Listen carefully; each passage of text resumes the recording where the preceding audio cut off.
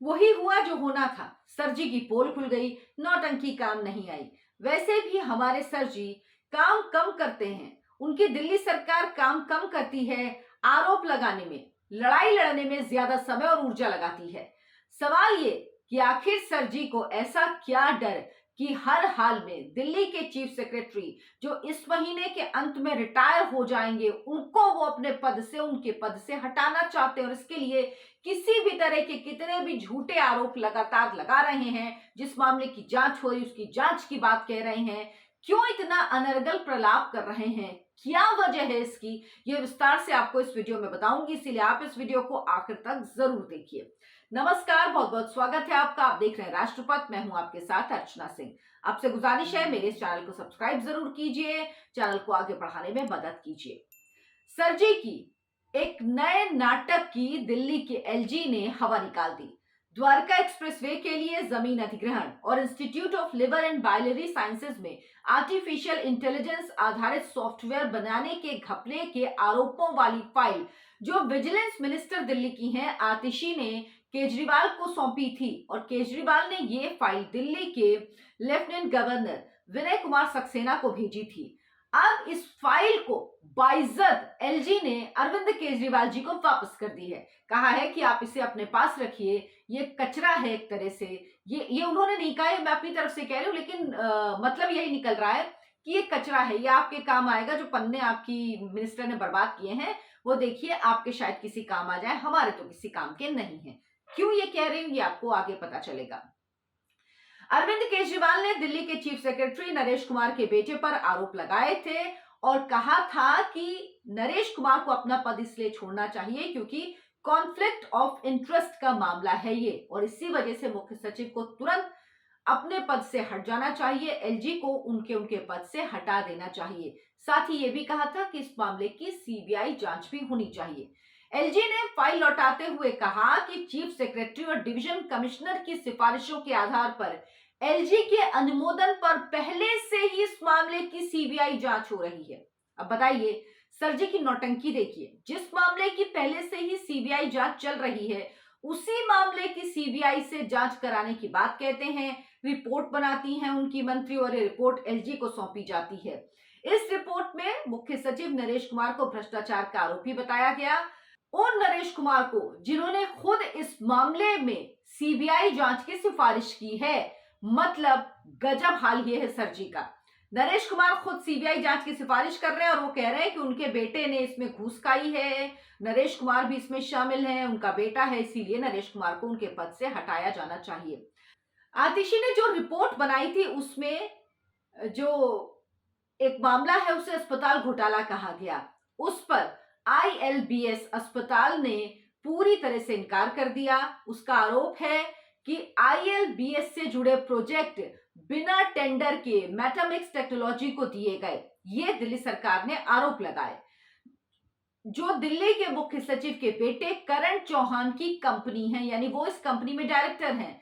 जबकि मेटामिक्स का कहना है कि दिल्ली सरकार के आरोप एकदम झूठे हैं। उन्होंने कहा करण चौहान नाम का कोई व्यक्ति, उनका डायरेक्टर तो छोड़िए, उनके यहाँ एम्प्लॉय भी नहीं है इस नाम का कोई व्यक्ति, और करण चौहान का इस कंपनी से कोई लेना देना नहीं है। ये मनगढ़ंत आरोप दिल्ली सरकार ने लगाए। अभी तक इनको ये सब याद नहीं आया था, अब याद आ रहा है। क्यों याद आ रहा है ये वजह जानेंगे तो आपको पूरी तस्वीर साफ हो जाएगी। केजरीवाल झूठे आरोप लगाकर बस ये चाहते हैं कि किसी तरह मुख्य सचिव को हटा दिया जाए, जबकि नरेश कुमार इसी महीने के अंत में रिटायर होने वाले हैं। केजरीवाल खुश थे मुख्य सचिव के रिटायर होने की खबर से, पर हड़कंप मच गया आम आदमी पार्टी में। केजरीवाल की नींद उड़ गई जब उन्हें पता चला कि उपराज्यपाल यानी एलजी दिल्ली के जो हैं उन्होंने मुख्य सचिव नरेश कुमार को एक्सटेंशन देने का प्रस्ताव केंद्र सरकार को भेजा है, और अभी ये प्रस्ताव फैसले के लिए केंद्र सरकार के पास लंबित है।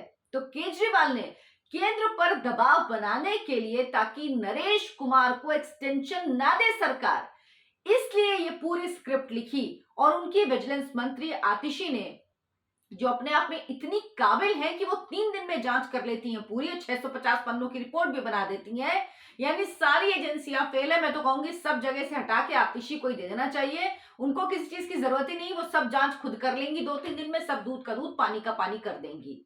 तो दरअसल दिक्कत ये है क्योंकि अरविंद केजरीवाल को लगता है कि उन पर इतने आरोप हैं और सारे आरोपों की जो जांच हो रही है वो सिफारिश कौन करता है? मुख्य सचिव दिल्ली का करते हैं। उसके बाद ही जांच होती है तो उनको लगता है मुख्य सचिव हट जाएंगे तो शायद उनकी मुसीबत कम हो जाए।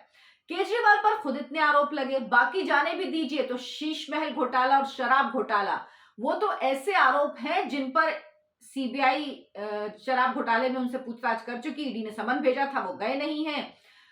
ये उसके बाद इतने बड़े आरोप लगने के बाद भी अपना इस्तीफा नहीं देते, खुद इस्तीफा नहीं देते और बेशर्मी इतनी की कहते हैं कि अगर ईडी ने गिरफ्तार कर लिया तो जेल से ही सरकार चलाएंगे, जेल जाएंगे तो जेल से ही सरकार चलाएंगे। खुद इतनी बेशर्मी है, इतनी बेशर्मी। सोचिए, जिस सरकार के खिलाफ इतने भ्रष्टाचार को आरोप है उसका मुख्यमंत्री जो मुखिया है वो इस्तीफा देने को तैयार नहीं है और बिना बात के आरोप लगाकर मुख्य सचिव से कहते हैं कि उन्हें उनके पद से हट जाना चाहिए, बिना किसी ठोस सबूत के, बिना किसी ठोस आधार के। क्योंकि अगर कुछ है, मान लीजिए कुछ है, तो सीबीआई जांच हो रही है ना मामले की, दूध का दूध पानी का पानी हो जाएगा। क्या दिक्कत है आपको? होने दीजिए जांच, जांच होगी, सब सामने आ जाएगा।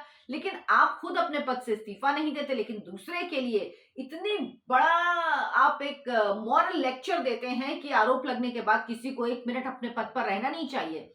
शायद अरविंद केजरीवाल भूल गए कि उनकी पार्टी के तमाम नेताओं के खिलाफ जांच चल रही है और सत्येंद्र जैन जो 1 साल तक जेल में रहे, मंत्री बने रहे, अरविंद केजरीवाल ने उन्हें नहीं हटाया। जब मनीष सिसोदिया की गिरफ्तारी हुई, और मनीष सिसोदिया को क्यों हटाया गया? क्योंकि उनके पास इतने मंत्रालय थे कि अगर उनसे मंत्रालय नहीं लिए जाते, किसी और को मंत्री नहीं बनाया जाता, तो दिल्ली सरकार का कामकाज कैसे चलता?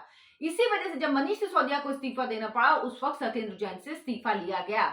लेकिन सर जी ये सब बातें भूल जाते हैं, खुद कहते हैं मुख्यमंत्री बने रहेंगे, जेल से सरकार चलाएंगे, लेकिन चीफ सेक्रेटरी को वो चाहते हैं कि आधारहीन, तथ्यहीन, बेसलेस आरोपों के आधार पर वो अपने पद से इस्तीफा दे दें, हवाई बातों के आधार पर वो अपने पद से इस्तीफा दे दें। लेकिन केजरीवाल जी, एक बात आप समझ लीजिए, चाहे नरेश कुमार हो, उनको एक्सटेंशन मिले या ना मिले, कोई और चीफ सेक्रेटरी आए, आपकी मुश्किलें कहीं से कम नहीं होने वाली, क्योंकि आपके काले कारनामों की लिस्ट ही इतनी लंबी है सर जी कि आप तो बच ही नहीं सकते। क्या आप लोगों को लगता है कि कभी बच सकते हैं? एक के बाद एक घोटाले, इतने कम समय में बनाने का जो रिकॉर्ड आपकी सरकार ने बनाया, उसके बाद आप नहीं बच सकते। आज नहीं तो कल जेल के दरवाजे आपके लिए खुल रहे हैं धीरे धीरे और आप अंदर जाएंगे। ये बात मैं बहुत पहले से कह रही हूं और आप लिख कर रख लीजिए। कुछ समय, कितना समय लगेगा ये नहीं कह सकती, कुछ समय हो सकता है 1 महीना लगे, हो सकता है 2 महीना लगे, हो सकता है 15 दिन लगे, हो सकता है 3 महीने लगे, लेकिन सर जी जेल जाएंगे। और हो सकता है सर जी नए साल का सूरज जेल में ही रहकर देखें या ना देख पाए, जेल के अंदर से हो सकता है। अब तो खैर ऐसा नहीं है, देख पाएंगे, कोई काल कोठरी में तो रहेंगे नहीं, लेकिन जो कहते हैं ना कि जेल के अंदर ही हो सकता है उनका नया साल बने, इसके भी आसार मुझे नजर आ रहे हैं। लेकिन बाकी जांच एजेंसियों पर निर्भर है, वो किस तरह की कार्यवाही करती, कितनी तेजी से कार्यवाही करती, क्योंकि अरविंद केजरीवाल ईडी की पूछताछ में नहीं गए, पहला समन आया उसमें वो नहीं पहुंचे, अब ईडी दूसरा समन जारी करेगी, वो उसमें जाते हैं कि नहीं देखना होगा, फिर तीसरा समन जारी करेगी, अगर तब नहीं तो उसके बाद फिर तो कानूनी कार्रवाई आगे होगी, उसके बाद तो फिर उन्हें अंदर जाना ही पड़ेगा पूछताछ के लिए। वो तो कानूनी प्रक्रिया है, उसका पालन तो करना ही पड़ेगा, उससे वो नहीं बच सकते और वो ये बात जानते भी हैं। और शायद ये टाइम बाय करने के लिए सब कुछ किया गया ताकि तय कर पाए दिल्ली की सरकार कौन चलाएगा। तो सबसे बड़ा डर यही कि नरेश कुमार को एक्सटेंशन अगर मिल गया तो अरविंद केजरीवाल के लिए मुसीबत पड़ जाएगी। लेकिन केजरीवाल जी, नरेश कुमार हो या कोई और, मुसीबतें तो आपकी बढ़ने ही वाली है। आपको याद होगा ईडी के डायरेक्टर को लेकर कितना एक पूरा खेल रचा गया था, कोर्ट तक गए सब लोग, सबने कहा कि ऐसा लग रहा था कि बस ईडी के डायरेक्टर यही है इसीलिए सब कुछ हो रहा है, दूसरे डायरेक्टर आए तो सब ठीक हो जाएगा, कुछ नहीं होगा। लेकिन क्या हुआ, और तेजी से कार्यवाही होने लगी। इसीलिए बकरे की अम्मा आखिर कब तक खैर मनाएगी, एक ना एक दिन तो जेल आपको जाना ही पड़ेगा। मेरे इस वीडियो को लाइक करें, शेयर करें और चैनल को सब्सक्राइब जरूर कर लें। नमस्कार।